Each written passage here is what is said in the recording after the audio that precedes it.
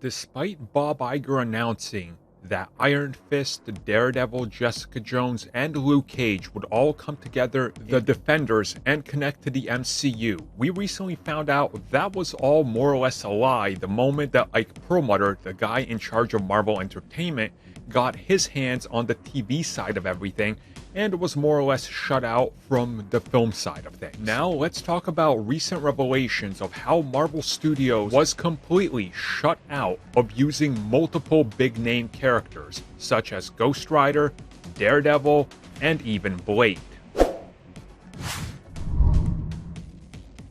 People have been saying for quite a while, someday there's going to be an interesting book written on what exactly happened between Marvel TV, aka Marvel Entertainment, and Marvel Studios, the film side of things, and at least we got a little bit of that story that's unfolding as I continue to read the story of Marvel Studios, the making of the cinematic universe.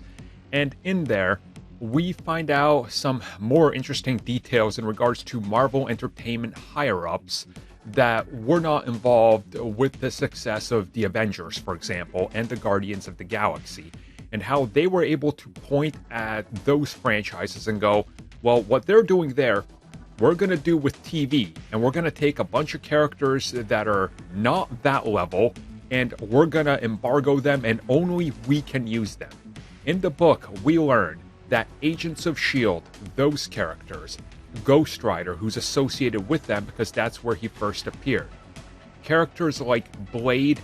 Daredevil, Iron Fist, Luke Cage, Jessica Jones were all given to Marvel Entertainment,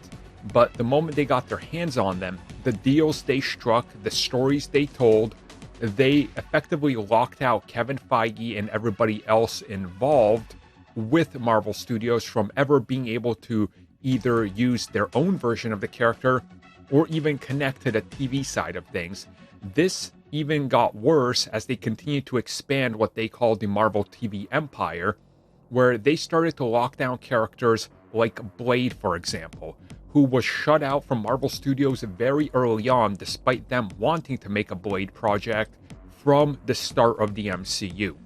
Other characters, it's assumed, like Moon Knight, for example, were also locked behind this because that's why they were never able to use them up until recent announcements and, of course, Kevin Feige's takeover of all of Marvel Entertainment.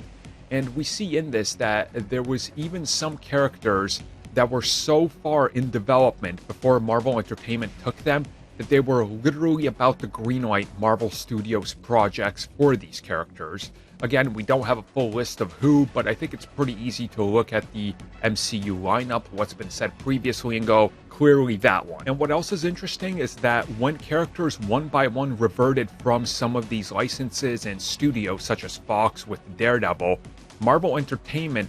they optioned off to lock them in first before Marvel Studios ever even had a chance to look at them, and then sit on them and go, no, this is our own thing. It's a separate IP that we're sitting on and you can't touch it. So, oh man, where do you even begin with this? Honestly, I don't know, but Marvel Studios having no control over any of this